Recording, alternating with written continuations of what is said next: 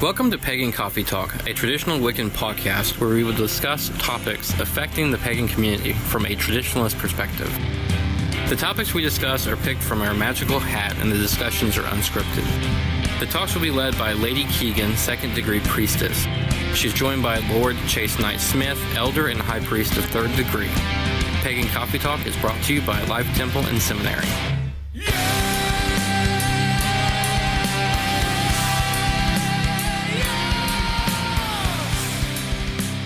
Welcome to Pagan Coffee Talk. I'm Oswan, and I'm filling in for Lady Keegan. I'm here talking with Lord Knight about ethics and morals. How are you? I'm fine, and you? I'm doing good. All right. You got your magical hat? Or the magical hat, should I say? The magical hat, yes. All right. And what subject are you pulling out of the magical hat today?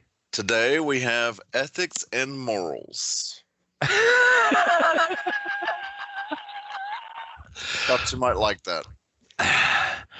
Well, first question we have to ask ourselves on this is what's ethics and what's morals?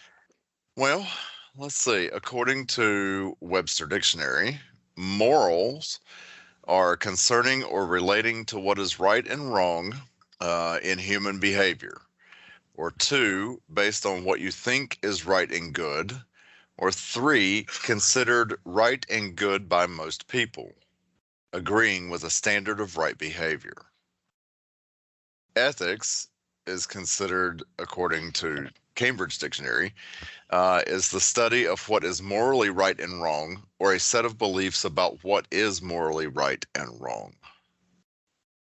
Well, I mean, don't get me wrong. The class I had on ethics, the way it was explained to me, and I could be wrong here, ethics is set up more by society, where morals are more individual.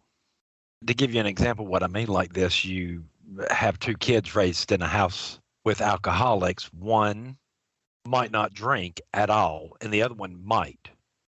You know, the first kid might see it as morally all right to drink, where the other one won't. So morals are very personal, even in families. Okay.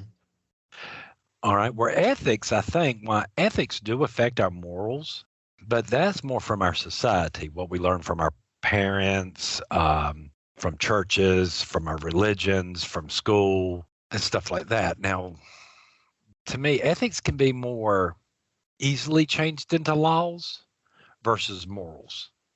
Because you got business people out there, they think it's all right to cheat somebody, but other people might not. There's no crime against that. So I don't see where you can regulate people's morals. Does that make sense? So would you say morals are more like a religious guideline? It's more of a personal guideline. Okay. Where you might see it wrong to go out and go hunting for animals, and somebody else might not. Again, Okay. These are moral standards. This is your standard where you're not going to cross a line, and this is where this other person will. Morals in a civilization is not always equal among everybody. What you might think is moral and what somebody else thinks is moral could be completely different, even in your own family. Okay. Is it possible that morals could be ethical? Yes. And there is a possibility that our ethics from society might shape our morals. Like in our ethics, we think it's wrong to murder people, which shape our morals that it's just wrong to randomly go around killing people for no reason whatsoever, just to do it. Okay. But again, you also have to remember when we're looking at morals, there are people out there who do think it's okay. They have no problem with this. Do you see what I'm saying? Yeah. Ethically, yes, it's wrong. Morally, it could probably be Questionable. It could be debated. Okay. So what shapes our morals? Life's experiences, fear, I mean, again, if you're afraid of something, you're not going to do it. So if you're, I don't know about you. I know when I was raised up at a certain age, I had to go out and sit outside the garden with my little 22 or my pellet gun, whichever one I had over at grandma's house, and shoot the squirrels out of the garden, and along with blackbirds and stuff like this. Other people might not see this moral. I don't have a problem with this because I understand these are pests in a garden. Right. So morally, the idea there is that you have to feed your family and that these things are stopping you. Where other people might go, well, how dare you? It's just a cute little squirrel. Am I making sense there? Yeah, I think so, yeah. That's why I think morals are very more personalized. Because it does explain where in the world you can have these people that are raised in like the same household, in the same settings and stuff, and one person will shoplift, the other person won't. Okay. When you're looking at ethics, we're talking about a society. And even then, ethics changes even within like countries. The United States has a particular sets of morals and beliefs as a whole. But there are regional ethics and morals in certain areas of the country that don't match up with each other. There are certain things you can get away with in California, like smoking pot, that you can't like on the eastern seaboard in North Carolina. People in North Carolina think this is immoral to do. Some of these people think it's immoral in North Carolina, but the people in California and Colorado don't. Okay, well then question is, what shapes our ethics? You say it's societal based, but how does society determine what is ethical and what is not? Well, I mean, your first introduction to all this is through your parents. Being raised Southern, especially that older Southern. I used to have a job up in Maryland. And the lady I worked for, very nice lady, I had a lot of respect for her. In the South, women in positions of authority are referred to as ma'am. It has nothing to do with your age. It is supposed to be a sign of respect. Me and my boss had a big problem with this because she would say something and I would go, yes, ma'am. And she would be like, well, that makes me feel old. And I'd have to explain to her, no, from my culture to up here, it's a little bit different. This is a sign of respect, has nothing to do with your age. So yes, you can have a 14-year-old girl in charge of your choir service. And yes, a Southern person is expected to refer to them as yes, ma'am, because they're in a position of authority. It is to show respect for that. Okay, but is that ethics or is that morals? That's ethics. That's ethics because that's just what's done in the South. Right. Versus what's done up north. I mean, and again, from North Carolina to this part of Maryland, we're not talking about a big, long drive. We're talking about a day drive. Yes, it is a long drive, but you can do it in less than a day. And there's that big of a difference between the ethics and morals up there or certain things compared to down here. Because there are certain things I did up there that raised eyebrows that down here wouldn't. Nobody in the South ever thinks of anything wrong with, especially when you're in a small town, sticking your head out the door and going, hey, where's this, to some little old lady. She'll just stop in the middle and go, well, you just need to go over here. They're real good. And, you do that up north in some places, you might get a dirty look. Okay, well, then since we've sort of defined what morals are and what ethics are, let's look at some of the more witchy aspects, quote unquote witchy aspects of ethics and morals. Oh, you want to put that witch logic in there? Well, of course. It's what we do. Well, just in case anybody don't know, witch logic sort of goes. It's not like your normal scientific logic. It sort of goes. Yeah, sometimes it does.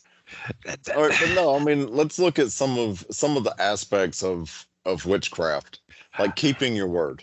Let's start there. Keeping your word, is that moral or is it ethics? Or Well, is it both? well, let's. These are more of our ethics. So we have the whole entire concept of keeping your word.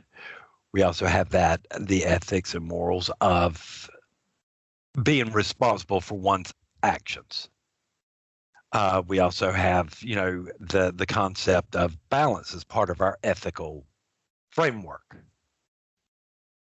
Standing strong in your beliefs and knowing why you believe what you believe. Right.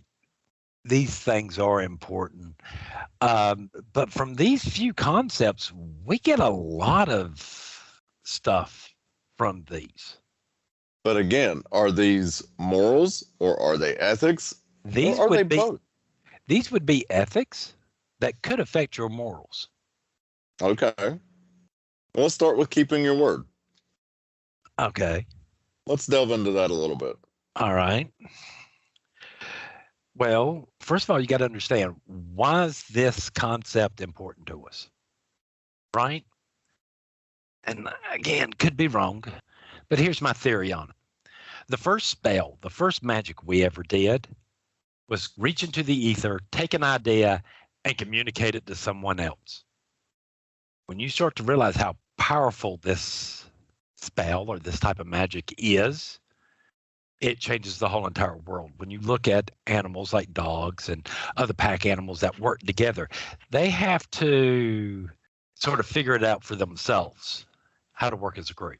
Right. There might be a lead animal and stuff like that, but then it's still its own body languages and suggestions and gestures and stuff like that, which leave a lot of room for interpretation. But when that first person looked at somebody else and went, ugh, and pointed to a tree, first of all, is he talking about the tree? Is he talking about a specific tree? Is it a location somewhere in the world? When you start grappling with the fact of how big some of these concepts are using language, it becomes different. Right. There's easier coordination between hunters and other people to be able to trap bigger animals because they can plan ahead. They know what they're going to do.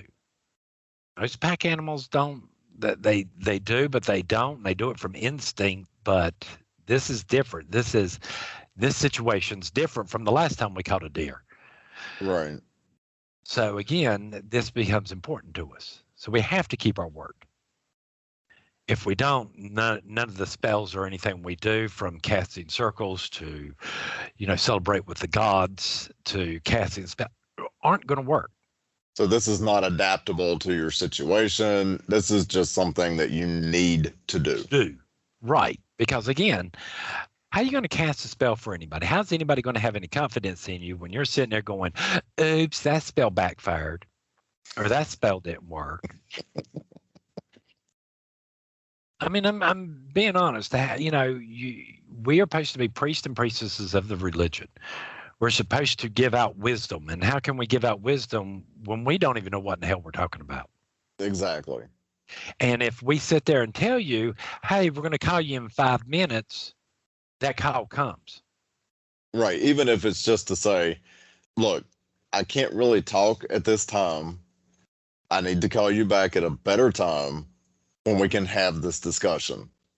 Yes. Or send a text. Some type of communication that says either I'm going to talk to you now or I can't talk right now. What's a good time to call you back? Even those automated texts. Hey, I'm driving a car. Right. It's still a response. It's still a response. Yes, it's an automated response, but I'd rather, if you are driving, to get that to go, well, they're just driving. Exactly. Let's be safe about this. Let's be safe. Maybe I can call them instead and we can talk that way. But again, the idea there is if you say you're going to do something, you should do it. There shouldn't be no questions or anything about it. If you say you're going to show up at 7, show up at 7. I'm sorry. We take oaths and keep our words all the time, and deity and other things judge us on that. We judge ourselves on that. Absolutely. I mean, how reliable are you when you sit there and go, hey, I'm going to be there for you. I'm going to be your priest and priestess, but I'm not going to answer the phone all the time, or I'm going to take 2 weeks to call you when you're in the middle of an emergency. Well, and this also ties into taking responsibility for your own actions. Well, yeah, but Because again, if you're keeping your word, you're taking that responsibility. yes. So this leads into that is if you're not accepting responsibility for your actions, you're not keeping your word. Who's going to trust? Are you really going to trust someone who can't show, that tells you all the time, hey, I'm going to show up at 8 o'clock, and they always show up at 9 to do a freaking spell for you? How you know it's not going to show up late? How you know it's going to show up at all? You know, again, because words are, you know, people treat words meaningless now. It's easier to sit there and go, yeah, I'll call you back in a minute. 2 days later is not a minute. Right. You know, if you think it's going to be longer than that, hey, look, I'll call you back tomorrow. Well, that's not what I meant when I said a minute. No. Well, again, we get this concept. Well, then, yeah. Why did you tell me? Why did you tell me that? Well, we also have the concept, you know, of keep your words and thoughts in order. Right. Mean what you say what you mean. It's not that hard. If this is what you said, this is what you meant. I shouldn't have to interpret. I shouldn't have to guess. Right. It eliminates any questions or any doubts about what you said. Right. If you just say what you mean and mean what you say, it's there. There will be no questions. I mean, don't get me wrong. Does this stuff interfere with, you know, the promises I make and trying to keep them? Does it interfere with my life? Yes. But Absolutely. But I made the promise to begin with. Well, then we're back to don't promise anything that you don't think you're not going to be able to do. No, I mean, when we start telling people, you know, if you sit there, because like when I'm teaching class and we're talking about this concept is, yes, if you tell me it's going to rain tomorrow and there's a chance it might not, you better be getting a hose pipe and following me around all damn day, sprinkling water on me to make me think it's raining. Right. I don't see where people's problem is with this concept. You know, how hard is it to keep your word? You know, and what I mean by that is you also got to be careful what you give your word to. Right. You can't just do it willy-nilly and not really think about it and be happy. Somebody asking you a question to do something or to give an answer, you need to stop and listen to them. Well, it's like at work. I work in a hospital. And when somebody asks me to do something, say the OR calls and asks me to do something, I better make sure I know what they're asking for before I agree to do it.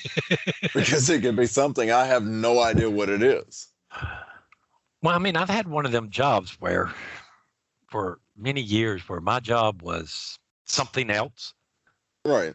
And I was part of a department like housekeeping, but my job rarely dealt with housekeeping. Right. You know, people relied on me to do what in the world I said I was going to do and the order in which I said I was going to do it. You know, there had been many people over the years that suddenly get surprised where I pop up and go, hey, well, you told me 6 months ago you needed the table. Here, I thought this might work for you. I was going to bring it by before I took it out to the warehouse or whatever, see if you need it. Right. And the person sitting there finally seeing the table, and when I'm bringing them, I had forgotten all about that. You'd be surprised at how many people start to pay you attention when you actually start behaving this way. Oh, absolutely. I'm going to say I've had a lot of jobs where I've done that, and people become awful friendly all of a sudden. Well, yeah. I mean, even at work, there's been people who other employees say they have problems with. But I've never had a problem with these people because I've always been forthright. Everything that I've said I would do for them, I've done. Well, see, this also helps out to where if you look at somebody and go, yeah, I don't think, you know, you're sitting there looking at your watch going, well, this might not get done in this time. You know, I understand what you're asking, but no, I can't do this. I can work on this tomorrow. I can work on this tomorrow, or you could try to get somebody else to do it on a different shift. Right. You know, or at a different time. That, to me, still being honest, I'd rather you sit there and tell me you can't do something or something's become too hard than just to not do it at all or avoid it at all cost. Right. We've had like requests come in and I've had to tell people it's not going to get done on this shift, but I will pass it along to the next shift Well, and make sure that they take care of it.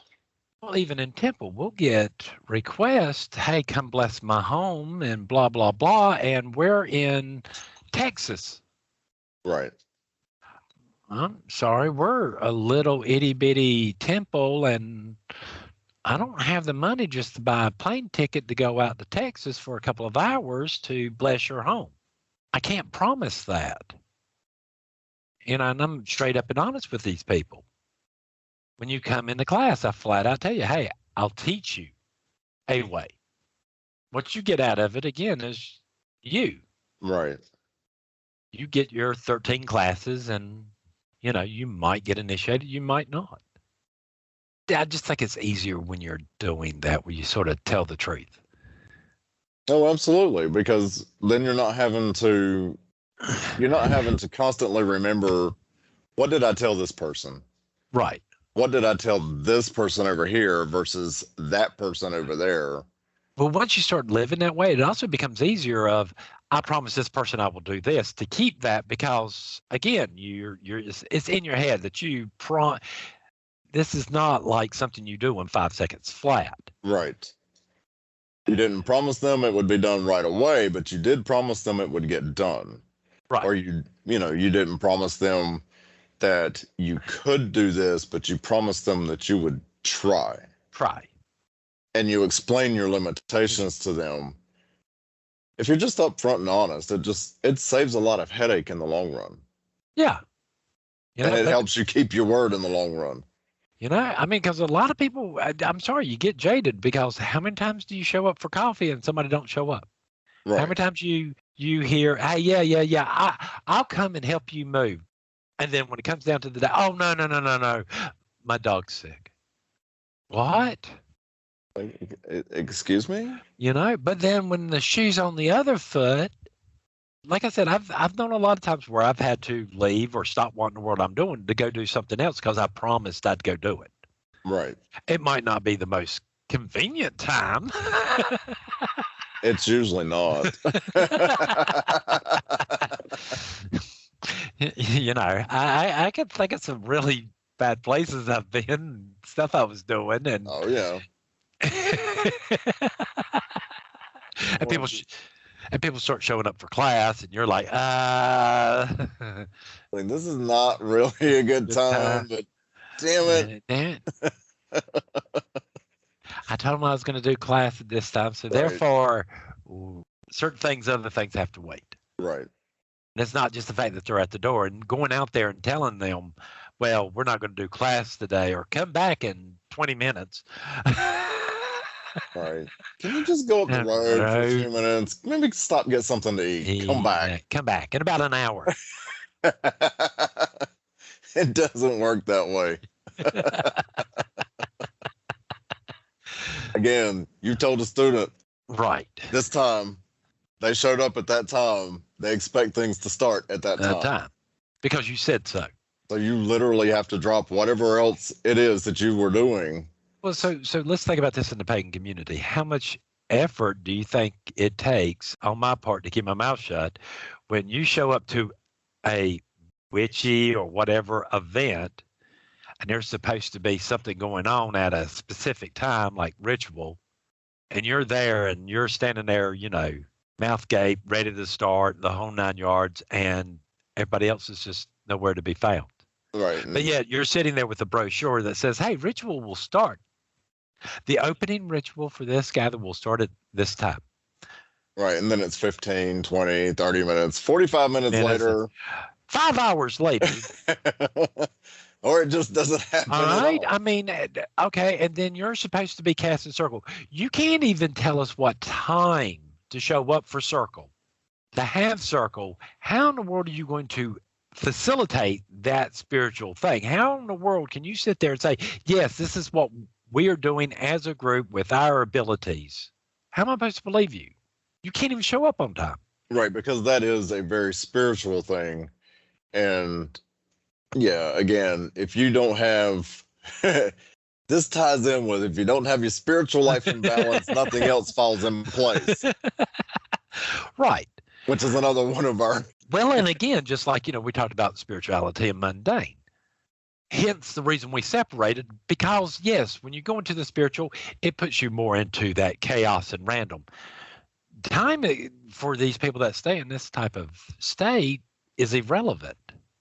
Right. So there's got to be somebody to sit there, and well, normally it falls upon our priestesses to do this.